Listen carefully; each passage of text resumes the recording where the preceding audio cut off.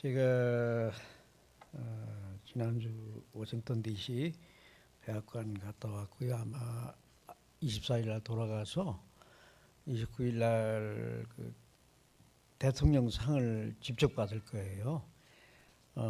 근데 그거는 제가 그 로스앤젤레스 지역에서 경찰하고 일도 하고 어려운 사람들 돕기도 하고 공의를 바로잡은 것 때문에 이제 저에게 그런 그 특권이 주어지는데요. 오늘은 제가 선교지를 젊었을 때 많이 다녔어요. 젊었을 때 우리 그 선교사들 후보생들을 데리고 처음에 일본 가고 그다음에 대만, 뭐 중국, 뭐 인도, 뭐 필리핀, 파키스탄, 방글라데시, 남미 이렇게까지 가고 제가 이제 아프리카는 멀어서 인솔을 안 하고 갔었는데 최근에는 이제 아프리카를 많이 가는 그런 경험을 좀 했어요. 그리고 나중에는 이제 학자길로 들어서 가지고 제가 책을 한 100여 권 썼습니다. 번역하고. 그래서 이렇게 머리가 하얀해지고 빠진 거예요. 책 한 권 만들 때 보통 한 주먹씩 그 머리가 빠지거든요. 근데 이제 제가 키가 안 큰 것은 제가 8번째예요. 우리 제 밑에 또 9번째가 있어요. 젖을 못 먹고 자라서 이렇게 키가 못 큰 겁니다. 아마 여기 지금 젊은 세대들 이해를 못 할 거예요. 그리고 우리 어머니가 아주 불교 신자였었어요. 그 예선 수닥사 뭐 여기 야산 보니까 거기서 멀지 않더라고요. 저번에 가보니까 고기를 안 먹였어요. 우리 20살 때까지 고기를 못 먹었습니다. 불교 아주 정통 신자라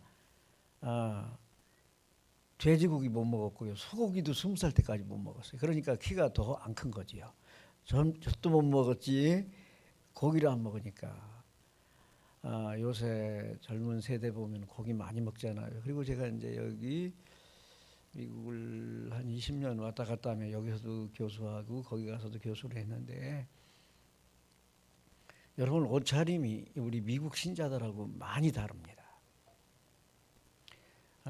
지금 우리 미국에 있는 한국인 신자들은 전부 다 아직도 양복 입고 나와요.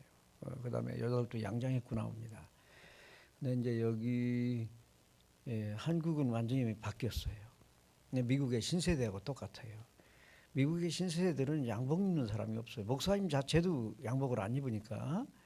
그런데 목사님은 한 반쯤 입었네요. 반은 신세대고 반은 양복 쪽이고. 이스라엘 말 중에서 두 가지가 중요한데 하나는 S로 시작한 거예요. 다. 그래서 그 들으라 그런 말이에요. 이 사무엘 들어봤지요? 사무엘. 그래서 삼 하면은 이스라엘에서는 들으라 그런 말이에요. 따라합시다. 샴마. 그래서 샴마 하면은 들으라. 하나님의 음성을 들으라 그 얘기지요. 그 다음에 또 하나 중요한 용어가 샬롬이란 말이 금방 샬롬 했는데 샬롬이 무슨 뜻이에요?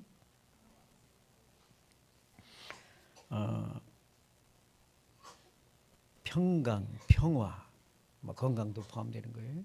우리말로 하면 안녕이란 말이지요. 이 두 가지가 굉장히 중요합니다. 그래서 이 샴마 하면은 들으라. 이 성령의 음성을 듣는 거에 연관이 있는 거예요. 하나님의 음성을 듣는 거와. 그다음에 샬롬 하면은 증인, 선교와 연관이 있습니다. 샬롬을 전하라는 거예요. 샬롬을 위해서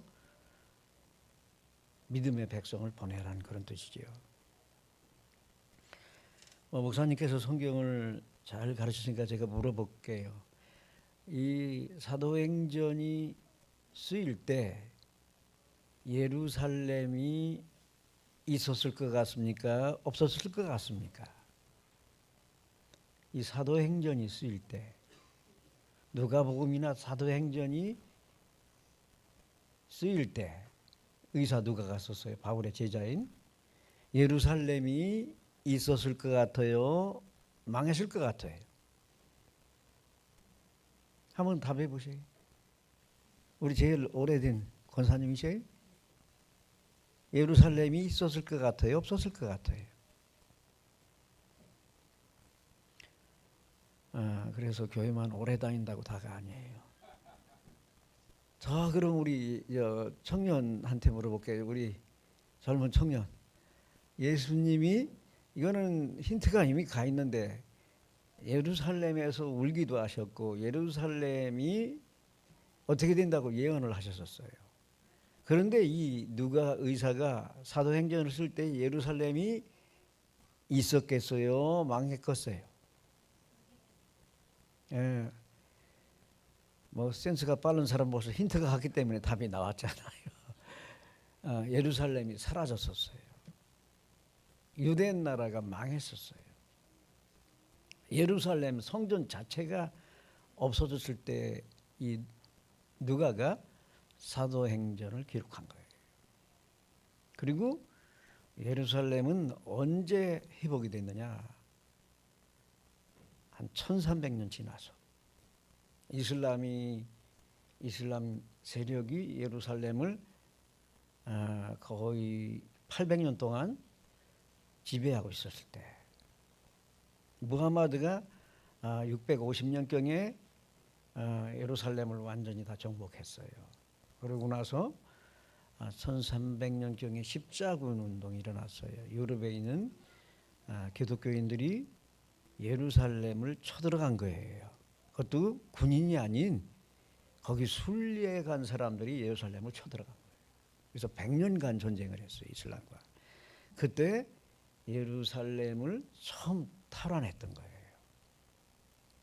그러고 나서 다시 오스만 투르크 터키한테 망해가지고 예루살렘이 또 없어졌었어요. 예루살렘이 언제 또 생겼을까요? 1900 몇 년도? 48년도. 그러니까 예루살렘은 다윗이 지금으로부터 3000년도에 세운 도시인데 예수님이 돌아가시고 사도 바울이 순교하고 나서 얼마 안 있다 망한 거예요. 그리고 이슬람교가 차지했을 때에 1300년 지나서 그때 잠깐 탈환했다가 또 망해서 없어지고 1948년도에 회복이 되고, 작년 트럼프 대통령이 예루살렘을 최초로 이스라엘의 수도로 발표를 하신 거예요. 텔아비브가 원래 수도였었는데 예루살렘을 수도로 바꾼 거지요. 그래서 우리는 이 찬양할 때도 예루살렘 찬양 많이 하고, 저 천국이 예루살렘 성이 복귀되는 아름다운 성이다, 그렇게 믿는 거지요. 이 성령은 창세기 1장 2절에 나옵니다. 창세기 1장 2절에 하나님의 신, 하나님의 영, 성령이 운행하더라, 날아다니는 걸 말하는 거예요. 떠다니는 걸 말하는 거예요. 그 말씀이 처음 나옵니다. 창세기 1장 2절에 벌써. 이 사도행전, 우리가 오순절 역사라고 보는 거죠. 오순절. 그러면 권사님, 성경에 오순절이 한 몇 번이나 나타날 것 같아요? 권사님이 배운 걸로는 오순절이 성경에 몇 번 나올 것 같아요? 권사님, 구약에서 오순절 나와요, 안 나와요? 저 우리 그럼 지휘하시는 분은 구약에 오순절이 나와요, 안 나와요?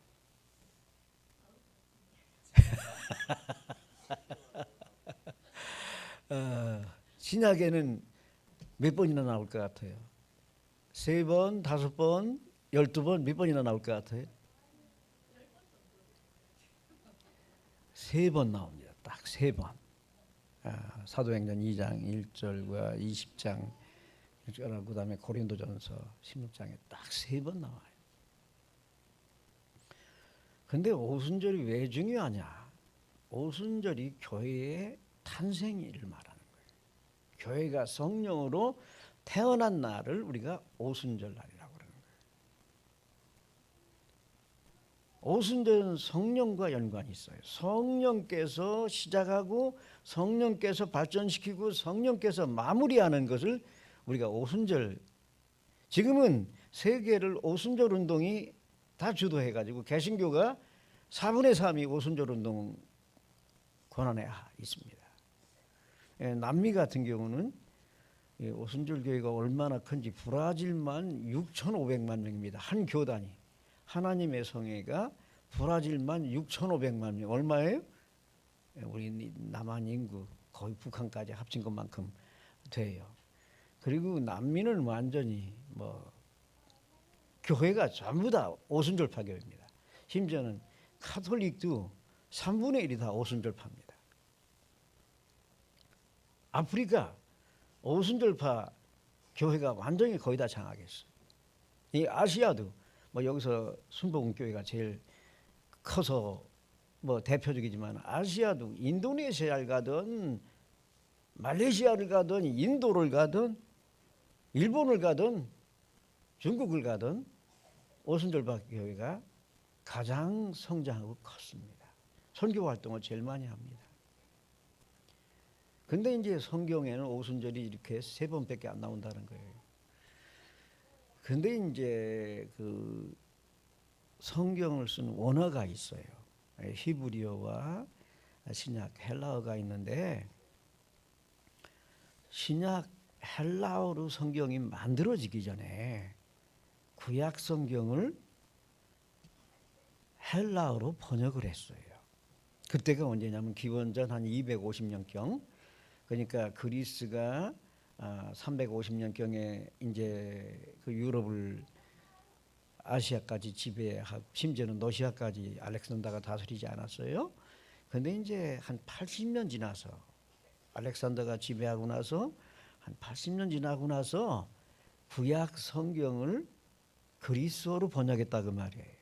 그걸 우리가 70인경이라고 그래요. 뭐라고 그런다고요?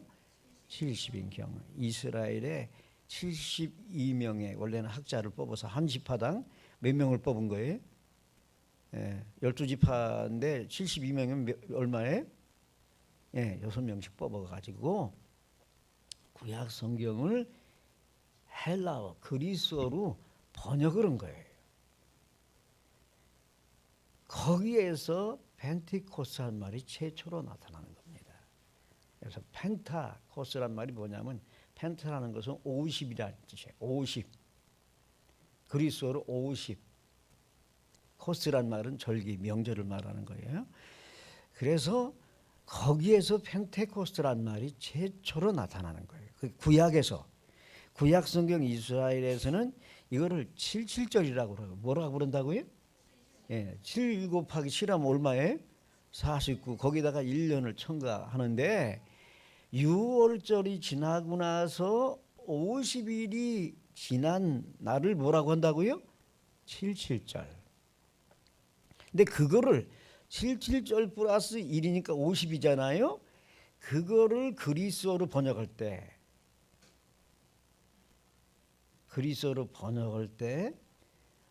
50이라는 말이 최초로 나온다 그 말이에요. 그래서 오순절 말이 신약 이전에 구약 성경을 그리스어로 번역할 때 최초로 나타나기 시작한다. 성경 구절을 좀 읽어줄까요? 출애굽기 23장 16절이라든가 그 다음에 민수기 16장 9절 레위기 23장 10절. 원래는 거기 77절 추수절이 결국은 오순절이라 그 말이에요. 한국으로 말하면 추석이 뭐예요? 추석이 뭐냐고요? 추석이 오순절이에요. 쉽게 얘기해서 한국의 추석 명절이 구약으로 말하면 맥주절 이렇게 수학절 77절이라고 그러는데 그 한국의 추석에 쌀이 나와요 안 나와요? 원래는 요즘은 나오지만 옛날에 나왔어요 안 나왔어요? 사실 추석에는 쌀이 없었어요. 그때는 이제 보리나 밀 그것을 이른 거 수확만 했었지요. 그래서 이스라엘도 똑같아요. 이 보리를 최초로 수확하는 때를 일컬어서 77절 오순절이라 그 말이에요. 그러면 오순절은 성령과도 연관이 있지만은 수확과 열매를 거두는 선교와 연관이 있다는 거예요. 그래서 여기 증인이란 말은 말투리아, 마터, 순교자란 말이에요. 증인이 뭐라고요? 헬라어로는 증인이란 말이 순교자란 말이에요. 그래서 선교한다고 하는 것은 우리가 죽는 걸 말하는 거예요. 하나님 나라를 위해서 우리가 목숨을 내놓는 그것을 우리가 증인이라고 표현하는 거예요. 그리고 거기에 능력이 나타나는데 이거는 능력, 한국말로는 여러분 뭐 여기 파워가 많이 나오대. 근데 능력이란 말, 권능이란 말, 이건 다이나마이트하고 똑같은 거예요. 드나미스라고 그러는데요. 다이나마이트 같은 힘이, 우리가 선교의 동력은 이 권능, 다이나마이트 같은 힘을 받을 때 우리가 선교할 수 있는 거예요. 할렐루야. 성령이 임재한다. 여기서 임재한다. 성령이 임하시면 우리가 다이나마이트 같은 능력을 받아서, 권세를 받아서, 여기 순서가 나와요. 첫 번째 예루살렘, 그 망한 예루살렘 회복이 된다는 거예요. 그 다음에 이 유대 나라는 여기서는 이 북쪽 이스라엘과 남쪽 유다 다 포함되는 거예요. 여기서는 유대 나라는 말이. 그리고 사마리아, 혼혈아들. 우리 한국에 혼혈아가 굉장히 많죠. 이제는 저도 혼혈아 같이 생겼잖아요. 원래 아버지가 금관감독 되기 전에 일본 가서 오래 붙들려 가서 살다 왔는데 아마 제가 그래서 혼혈아 같이 보이는 것 같아요. 근데 우리 한국에도 혼혈아가 많아요. 한국 사람들이 원래 단일 민족이 아니에요. 한국 사람들은 저 시베리아, 몽고 사람, 뭐 지금 러시아, 그 다음에 뭐 우즈베키스탄, 뭐 키르기스탄, 뭐 이 사람들이 다 섞여 있는 게 한국 사람이에요. 뭐 중국 사람도 섞여 있고요. 그런데 이제 우리는 그 단일 민족이라고 하지만 성씨 보면 알잖아요. 성씨가 이 한국 원래 인디안 성씨들은 거의 다 없어졌어요. 곰씨라든가 있잖아요. 웅씨 이런 게 원래 한국의 오리지널 성씨입니다. 예, 호랑이가 예거든요. 예씨라든가 그 다음에 맥씨, 이런 맥이 무슨 맥자예요? 무슨 맥자가 같아요? 한국을 예맥족이라고 해서 맥이 뭐예요? 곰. 그러니까 이런 예시나 맥식이 이게 원래 한국의 원성씨예요. 나중에 다 그런 성씨를 중국 성씨로 다 바꾼 거예요. 그런데 우리가 이제 온 민족 이방인들에게 능력을 받아서 선교하는 것이 증인입니다. 아멘. 아멘. 오늘 여기에서는 순서가 나와 있어요. 예루살렘, 유대, 사마리아 땅끝. 근데 예루살렘을 떠나지 말고 예루살렘에서 하늘에서 오는 능력을 받으라는 거예요. 약속의 능력. 누가복음 24장 49절에 그 말씀이 나와요. 그런데 우리가 우선은 사마리아인들을 복음화할 때도 장벽을 넘어서야 되거든요. 사마리아인들 튀기잖아요. 혼혈하잖아요. 복음 전하는데 굉장히 어려움이 많아요. 그러면 나중에 이제 우리가 고린도전서에 보면 초창기에 성령 받고 부름 받은 사람들이 거기 쫙 나와 1장에. 네, 사도행전 13장 보면은 바나바와 바울이 이제 이방인들의 사도가 되는데 이 안디옥 교회를 누가 만들었느냐? 여러분 안디옥 교회를 누가 만들었을 것 같아요? CCM이라고 그래요. 우리가 CCM. CC가 만들었어요. 안디옥 교회를 만든 사람은 우선은 구브로 사람들, 지금의 키프로스라고 그래요. 구브로 사람이 누가 구브로 사람이에요? 금방 힌트를 줬잖아요. 구브로에서 태어난 사람이 누구예요? 바나바. 여러분 그 사도행전 4장 마지막 쪽에 보면은 거기 바나바가 구브로 사람이라는 게 나와요.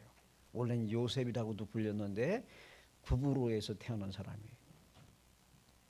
근데 구브로 출신들은 장사를 잘해요. 부자예요.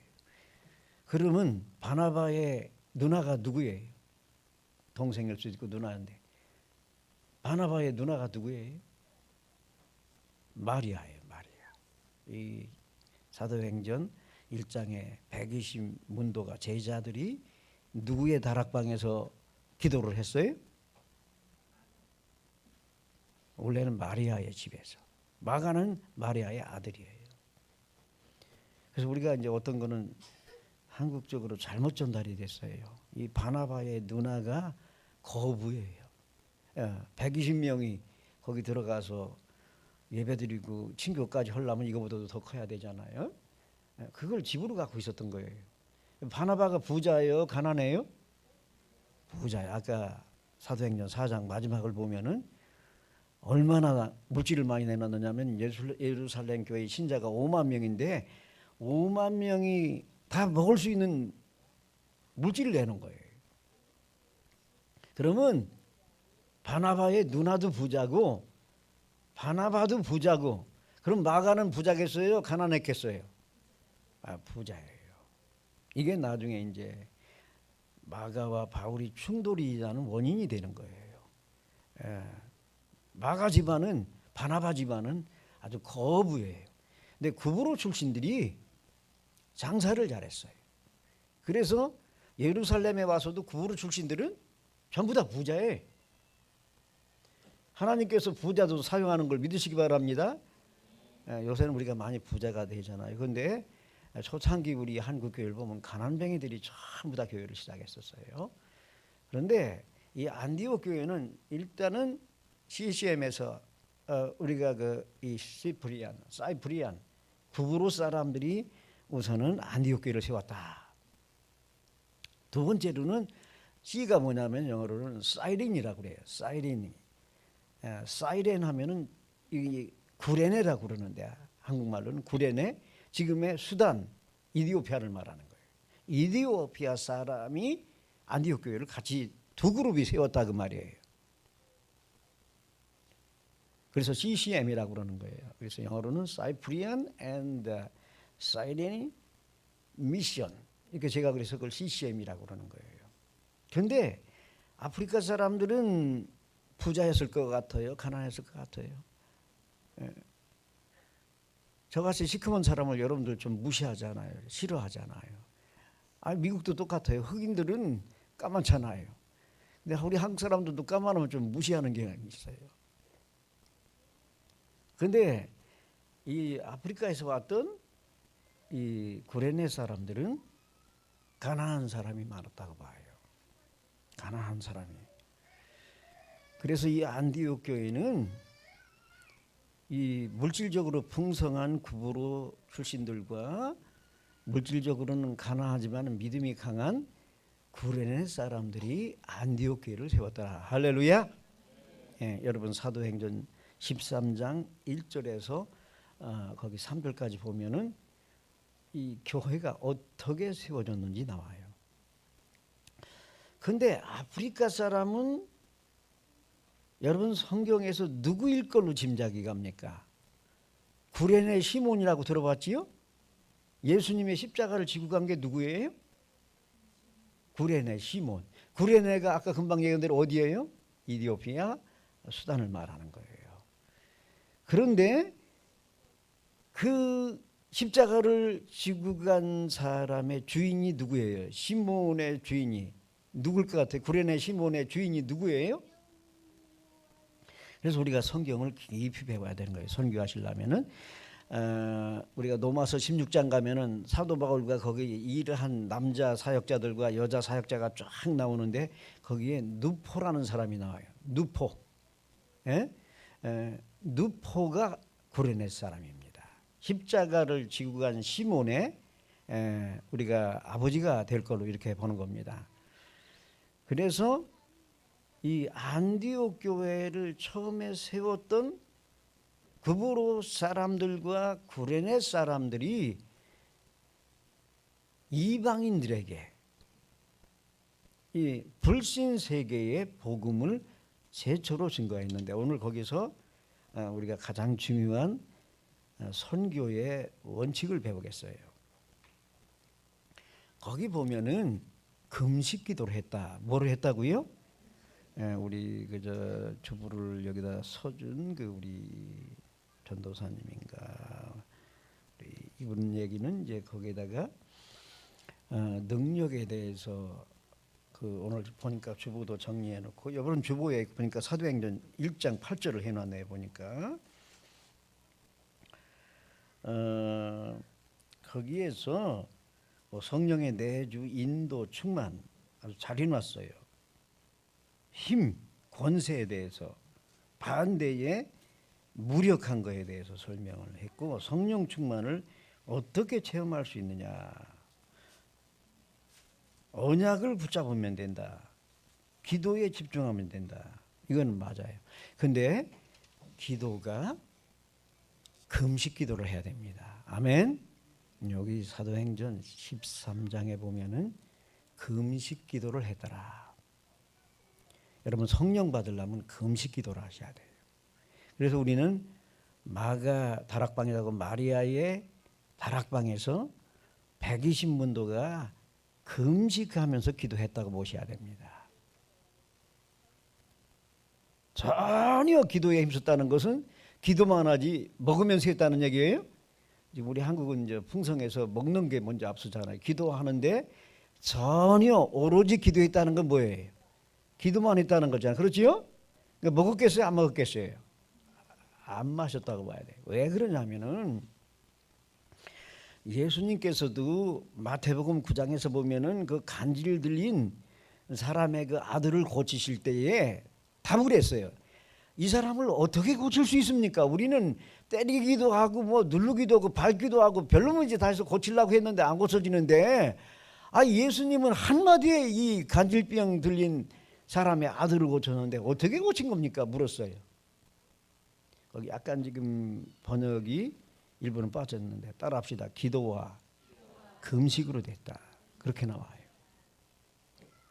요즘은 뭐 신세대 신학자들이 그걸 잡았다 뺐다 봐 그렇게 하는데, 원래 마태복음 9장에는 기도와 금식 외에는 이러한 치유 역사가 나갈 수 없느니라 예수님이 답을 하신 거예요. 그러면 여러분, 구약에서 금식 성경으로 제일 유명한 데가 어디예요? 금식 성경으로 제일 유명한 데가 어디예요? 많이 바쁘셔가지고 이사야 58장 어디라고요? 이사야 58장. 이 하나님이 기뻐하는 금식에 대해서 이사야 58장이 전체적으로 다 나와요. 그 반대가 나와요.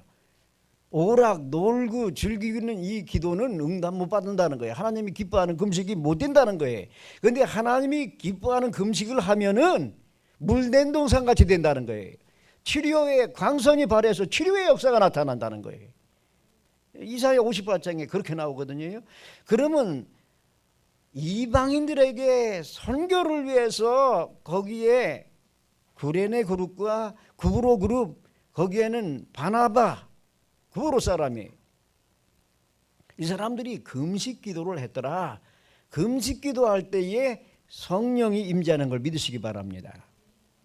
제 경험도 그래요.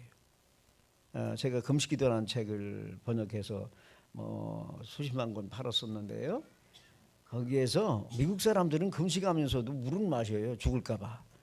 그런데 금식할 때는, 금식이라는 게 뭐예요? 물과 음료수까지도 끊어야 사실 그게 금식이거든요. 근데 미국 사람들은 죽을까 봐 금식하면서 물은 마셔요. 근데 성경적으로는 금식한다 그러면은 아예 안 먹는 걸 말하는 거예요. 그래서 우리가 금식 기도가 필요한 거예요. 성령 받으려면은, 치유 받으려면은, 구원 받으려면은 여러분들이 금식 기도를 하시기 바랍니다. 그런데 혼자 하는 게 아니라 팀으로 구브로 팀과 구레네 팀이 금식 기도를 하면 거기에 사울의 그 후손들이기도 하지만은 거기 헤롯의 젖동생이 뭐예요? 젖동생이 거기 안디옥 교회에 와서 이제 후원자가 되는데 젖동생이 뭐예요? 도대체 한국말로? 젖동생이 뭐냐고요? 그 헤롯 왕의 젖동생이라고 그러는데 뭘 말하는 거예요? 이복 동생을 말하는 거예요. 배가 다른 동생을 말하는 거예요. 이렇게 기도해서 성령 충만하다 보니까 왕의 동생까지 거기 와서 참여하고 있는 거예요. 할렐루야, 할렐루야. 그래서 선교하려면은 금식 기도하는 게 필요합니다. 하나님의 성령의 응답을 받으려면은 금식 기도가 필요해요. 하늘로부터 선교의 비전을 받으려면은 이방인들의 이 장벽을 넘어서려면은 금식 기도가 필요합니다. 그래서 여러분들이 성령의 음성을 듣기 원합니까? 성령의 은사 받기를 원합니까? 성령의 열매가 풍성하기를 원하시면은 여러분들이 금식 기도를 하시기 바랍니다. 거기 물론 바나바 그룹과 바울 그룹을 따로 이렇게 갈라놓고 금식한 것도 나오는데 합심도 하고 그룹을 나눠서도 우리가 기도할 수가 있어요. 그렇게 하면은 성령께서 거기에 임재하시고 비전을 주십니다. 선교 추수지를 허락하십니다. 아멘. 그게 좋은 거예요. 예루살렘도 망했잖아요. 근데 이제 하나님께서 이방인 선교할 때는 예루살렘이 비록 망했지만은 이제 성령의 음성을 듣고 은사를 받고 성령이 우리에게 사명을 주시면은 추수지가 생긴다 그 말이에요. 추수지 염려하지 마세요. 염려하지 마세요. 여기는 나라가 쬐끄만 해가지고 그냥 한국 사람들이 가기만 하면 다 싸워요. 필리핀도 가면은 한국 선교사들이 수천 명 가 있어서 거기서 한국 사람끼리 싸우다가 판나요. 그래서 제가 이제 거기 가서 이 중고등학교 세워주는 걸 제가 최초로 설득해서 했었어요. 우리끼리 싸워가지고 학교 하나 세울 수가 없다니까. 선교사가 3천 명이면 학교를 세워야 애들이 공부를 할 거 아니에요. 그렇지 않아요? 거기 가서 다 집에서 밥만 먹고 있어요? 이 자녀들을 양육을 해야 되잖아요. 네팔 가서도 마찬가지였어요. 우리끼리 싸우다 판나요. 우리끼리 싸우다 판난다고. 학교 세우는 거 쉽지 않아요. 미국도 마찬가지예요. 우리 한국 민족들은 가장 좀 단점이 뭐냐면은 우리끼리 갈라지고 쪼개지고 하나가 되질 않아요. 이승만 대통령이 그래서 우리나라를 연합사업을 러시아도 가보고 중국도 가보고 하와이도 가보고 미국을 갔는데 한국 사람들이 하나가 되질 않는 거예요. 그래서 그분이 표가 뭐예요? 뭉쳐야 산다는 거예요. 이 선교하시려면 우리가 하나가 돼야 됩니다. 팀이 돼야 됩니다. 우리 한국 기독교가 회개하고 이 일을 다시 회복해야 됩니다. 회개하라는 것은 여러 가지 죄악도 포함되지만은 우리 갈라지고 쪼개진 거 회개해야 돼요. 이스라엘 남북으로 나눠지고 나라 다 뺏겨버렸잖아요. 세계 떼돌이 생활하자. 왜 이걸 회개해야 됩니다. 우리가 성령 받으면 하나가 돼야 돼요. 아멘. 그래야 선교를 할 수 있어요. 이는 한국의 장로교회가 300파가 넘어요. 총회장, 대장이 300명이, 우두머리가 300명이나 돼. 그러니 이게 한국교회가 온전하겠어요?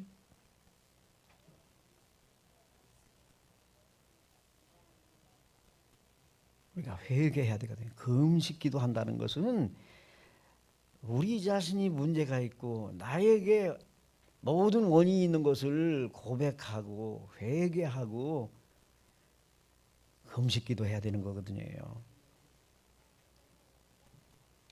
그래서 오순절이라고 하는 것은 추수를 위한 명절이에요. 성령이 강림한 오순절이라고 하는 것은 우리가 세계 선교지를 더 충만히 받도록 하기 위한 하나님의 계획인 걸 믿으시기 바랍니다. 성령 받으면 비전이 생겨요. 우리나라는 이게 나라가 쬐끄만 해가지고 이제 고속도로까지 만들어 놓으니까 전에 뭐 부산 가는데 2시간 조금 넘으니까 그냥 도착해 버리더라고. 요새는 뭐 왔다 갔다 하면서 서울, 부산 다 왔다 갔다 하면서 다 모든 일을 다 할 수 있어요. 심지어는 미국서도 여기 와가지고 그냥 왔다 갔다 하면서 다 할 수 있는 이렇게 이제 좁은 나라가 됐는데, 문제는 우리 삶이 너무 우리끼리 싸운다는 거예요. 일본 사람들도 원래 백제 후손이잖아요. 일본 사람의 87%가 백제 후손이에요. 근데 일본하고 우리하고 형제간이잖아요. 근데 왜 이렇게 원수가 되어서 싸우는지를 모르겠어요. 이 성령의 인도를 따라서 금식 기도하시면 여러분들이 용서할 수 있습니다. 아멘. 용납할 수 있습니다. 포용할 수 있어요. 하나님은 오른손 쓰고 왼손 다 쓰는 거예요. 여기 눈이 있잖아요. 양쪽 다 쓰시는 거예요. 하나님은 이제 이스라엘 백성이 이렇게 선민이라고 그래서 자기네들끼리만 이렇게 갈라놓고 싸우니까 저 이방인들로 보내려고 그러는 거예요. 추수지를 그 넓고 넓은 이방으로, 이방 지역으로, 이방 민족으로, 부족으로 보내시는 거예요. 여러분은 우리 선교지가 많은 걸 믿으시기 바랍니다. 성령 받는 사람은 걱정하지 않아요. 우리가 할 밭이, 할 일터가, 선교지가 너무나 많은 거예요. 그래서 고린도서 13장은 이제 예루살렘, 유대, 사마리아 이 장벽을 넘어서는 거예요. 이방인들, 땅끝에 있는 모든 부족들, 민족에게 품고 그들을 용납하는 쪽으로 바뀌는 거예요. 그래야 선교할 수 있습니다. 아멘. 아멘. 우리 한국 사람들이 너무 좁아졌어요. 우리 심령이 너무 좁아졌어요. 그래서 금식하면서 성령을 받아야 예수님처럼 용서할 수 있어요. 예수님처럼 우리가 사랑을 줄 수 있어요. 선교는 우리가 받은 이 사랑을 나눠주는 겁니다. 베푸는 겁니다. 그리고 우리에게 막혀있는 장벽을 극복해야 돼요. 근데 이제 처음에 바나바 그룹하고 바울하고 하나가 돼서 이제 바나바까지 사도가 됐거든요. 사도행전 휘서장 보면은 바나바도 사도예요. 그러니까 12명 사도하고 바울이 사도가 됐잖아요. 바나바가 사도잖아요. 그리고 나중에는 우리가 디모데나 실라, 그 다음에 디도 전부 다 우리가 보통 사도로 봅니다. 그 사람들은 목회 정착하면서도 일을 했어도 우리가 이 사람들도 사도로 보는 거예요. 사도라는 건 다른 거 아니에요. 예수님의 도를 전하기 위해서 파동받은 사람이 이게 사도란 말이에요. 그 이제 이 사도란 말이 아파슬인데 이 그리스어를 라틴어로 번역하다 보니까 이게 미션이 된 거예요. 그러니까 사도란 말은 선교사란 말하고 같은 말이에요. 우리가 이방인들에게, 예수를 모르는 민족들에게 보내기 위해서 우리가 선교사, 사도가 되는 겁니다. 아멘. 예, 거기 고린도서 13장 보세요. 거기 첫 번째 예언자가 나와요. 사도와 예언자들이 거기 모였더라. 하나님은, 우리 한국교회는 지금 예언자가 필요해요. 예언자가 필요하다고요. 어떤 예언 은사 받은 사람들이 너무 또 깊이 하다 보니까 환장했다고 그러는데, 환상을 본 게 아니라 환장, 간이 뒤집히고 장이 뒤집히는 이런 현상이 나타나, 이렇게 이제 공격들을 하는데, 우리 한국 교회가 선교 더 하려면은 예언자가 나타나야 돼요. 아멘. 그래서 사도 바울이 이제 로마까지 가야 된다는 걸 아가보라는 예언자가 예언을 해요. 당신이 고난도 당하고 환난도 당하고 박해를 받지만은 결국은 로마에 가서 당신이 복음을 전하리라. 예언자가 필요합니다. 아멘. 사도 예언자. 에베소서 4장 11절에 보면은 거기 오중 직분이 나오는데 그 다음에 뭐가 나와요? 사도 예언자. 그 다음에 뭐가 나와요? 전도자, 부흥사가 나와요. 전도자. 부흥사도 필요한 거예요. 전도자가 필요해요. 한국에 최고원능 같은 사람, 이성봉 같은 사람, 뭐 이천성 목사님 같은 분, 신윤균 목사님 같은 분, 조영기 목사님, 이런 그 전도자가 필요합니다.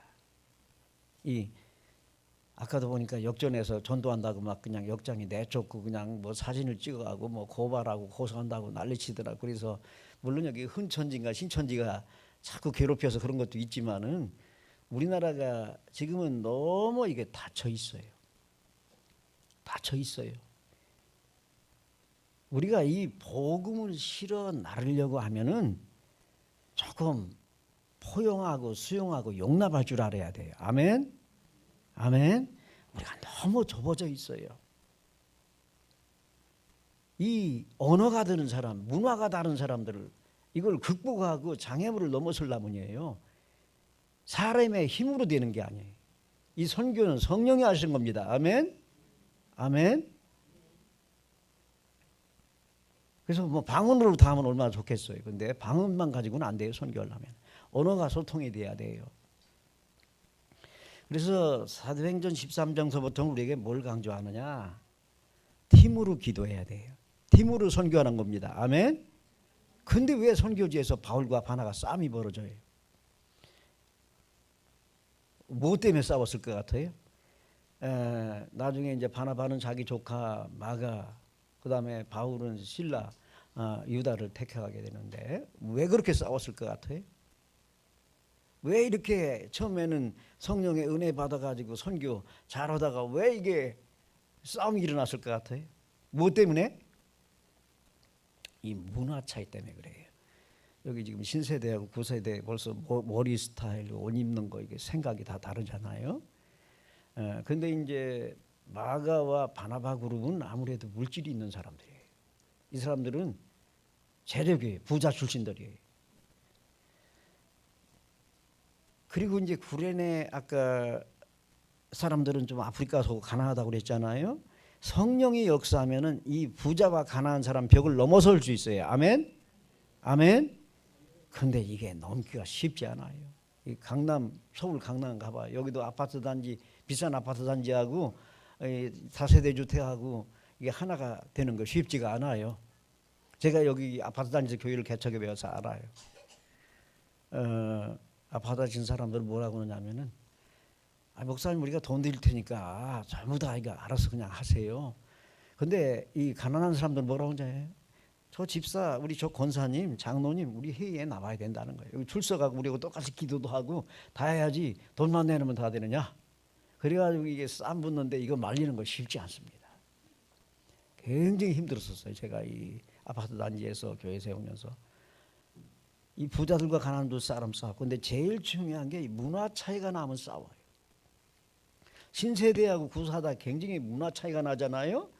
사마리아 그 흑인들처럼 이 섞여 있는 사람, 이 언어가 다른 사람, 이 문화가 다른 사람들하고 싸움이 일어나는데, 제가 사도행전 15장을 보니까 바울과 바나바가 싸운 이유가 다른 데 있는 게 아니에요. 이 유대 나라 문화와 이방 문화 사이에서 이 충돌이 일어난 거예요. 유대인들은 음식을 정한 음식과 부정한 음식이 있어요. 요새 신세대 같은 경우는 옛날 우리 구세대처럼 많이 주고 큰 고기 주면은 먹는데, 신세대들은 큰 고기라고 먹지 않아요. 물론 비싼 고기는 먹을 거예요. 지금 강남 가서 먹어보니까 그저 이 가재, 바닷가재 있잖아요. 그 굉장히 비쌉니다. 강남은 뭐 한 50만 원 줘야 둘이가 먹을 수 있더라고요. 뭐 한 4시간 먹으면 뭐 120만 원 막 이렇게 나오더라고. 근데 미국 같은 경우는 바닷가재가 싸요. 근데 여기 강남에서는 보통 비싼 게 아니에요.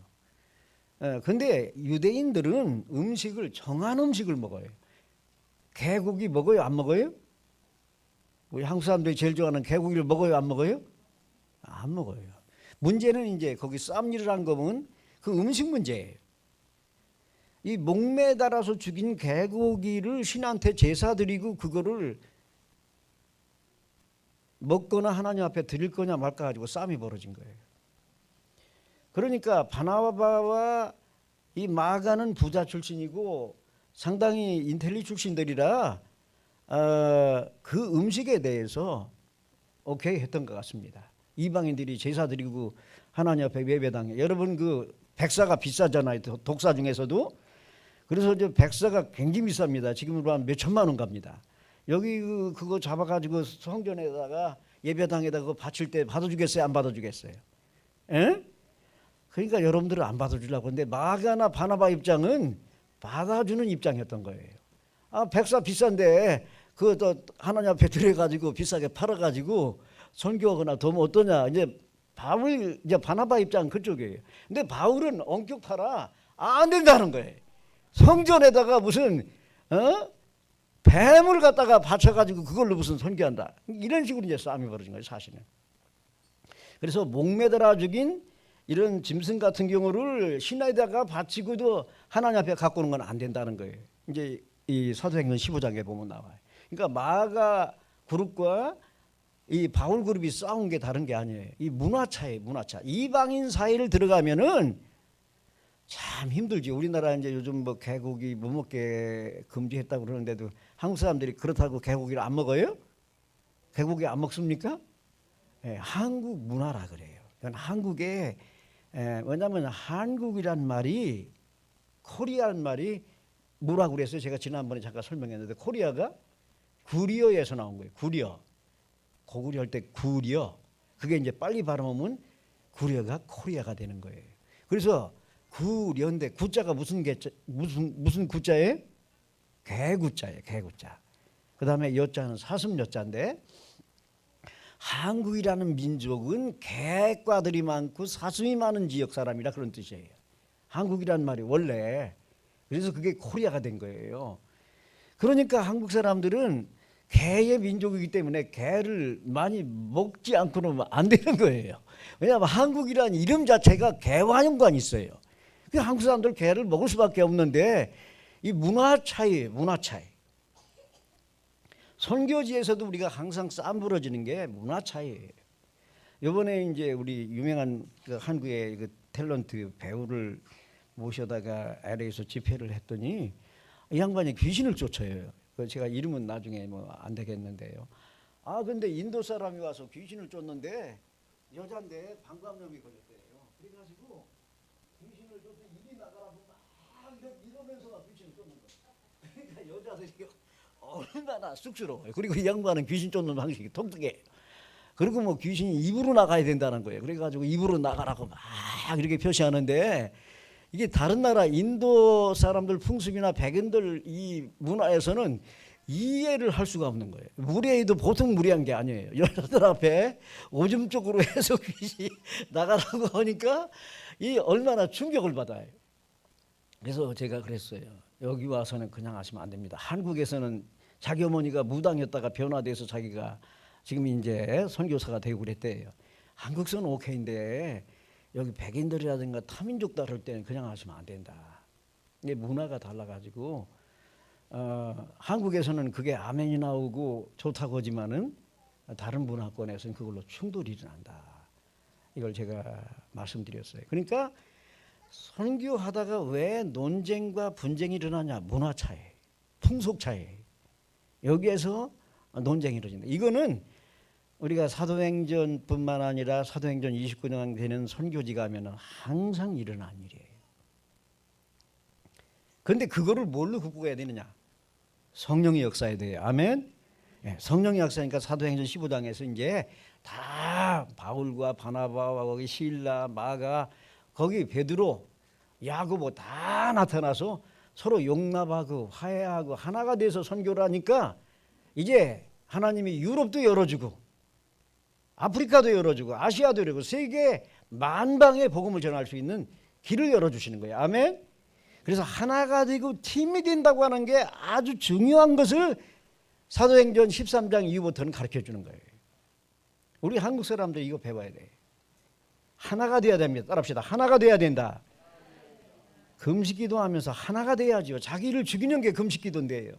다른 사람을 용납할 수 있는 예수님처럼 십자가에서 죽으시고 부활한 것은 다른 사람을 용납할 수 있어야 선교할 수 있다는 거예요. 다른 사람을 용서할 수 있어야 된다는 거예요. 베드로같이 실수 많이 하고 문제가 많고 다혈질인 이런 사람도 용서할 수 있어야 돼요. 아멘. 아멘. 여기 지금 외국 노동자가 많이 들어왔으니까 지금은 이해 충분히 하실 거예요. 여기 다른 종교, 이슬람, 힌두교, 불교 별무 사람 다 들어와 있어요.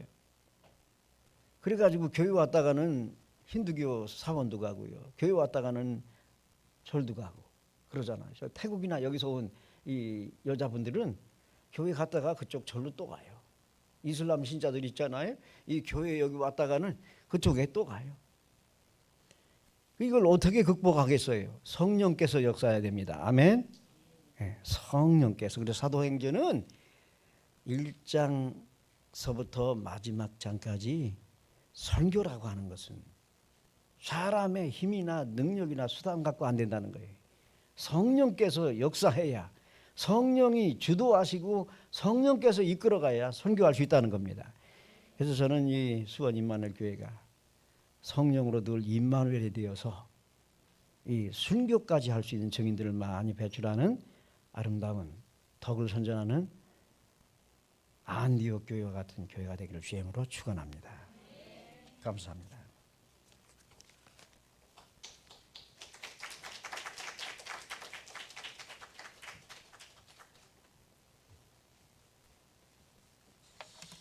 귀한 말씀 감사드립니다. 이번에 우리 이스라엘 미션